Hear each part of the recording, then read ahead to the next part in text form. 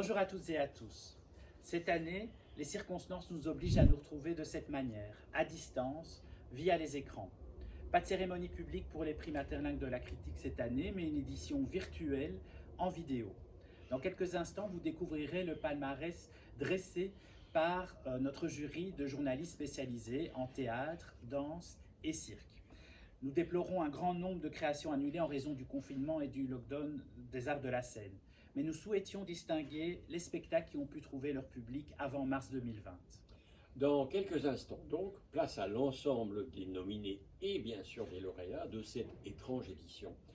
Tous sont réunis dans cette vidéo, mais vous pouvez retrouver chacun de ces prix individuellement dans des petites capsules vidéo reprises et sur la page Facebook des prix Materlingue de la critique et dans la playlist spécialement dédiée de notre page YouTube et enfin sur le site Culture Scène de la RTBF donnant accès à Ovio. C'est dans ces capsules que vous trouverez également les messages que les lauréats ont souhaité nous faire parvenir. Nous tenons à remercier ici Dimitri Petrovitch et Morgan Lisenov pour la réalisation technique parfaite et professionnelle de ces vidéos. Merci aussi à Laurent Ancion, membre de notre jury, dont les musiques, les créations rythment cette vidéo. Le monde dans lequel nous vivons n'est pas fait que de Covid-19. L'assassinat aux États-Unis de George Floyd et la répétition des violences policières à l'égard des communautés non blanches ont suscité un mouvement d'indignation mondiale contre le racisme et le colonialisme. À Bruxelles, ce sont 10 000 personnes qui se sont rassemblées pour protester contre ces actions, ce qui nous oblige à réfléchir sur le racisme conscient ou inconscient dans notre société. Le jury des prix Materlingue de la critique entend lui aussi ce message. Nos palmarès ont souvent discerné et récompensé très tôt les talents de jeunes issus des minorités, mais sans doute pas encore suffisamment. Et nous devons certainement, journalistes et critiques, sortir encore davantage des chemins scéniques institutionnels et partir à la recherche de ces talents de la diversité. Le chemin, il ne faut pas se le cacher, est encore long.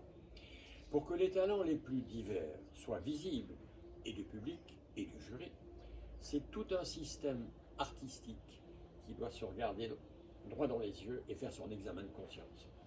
Comme notre jury, il faut aussi que les théâtres et les compagnies, mais aussi les écoles d'art, soient davantage ouvertes et réfléchissent aux problèmes.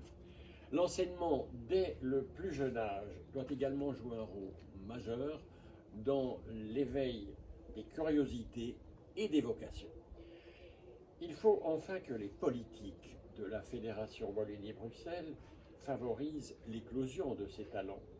L'exemple de la Flandre est intéressant.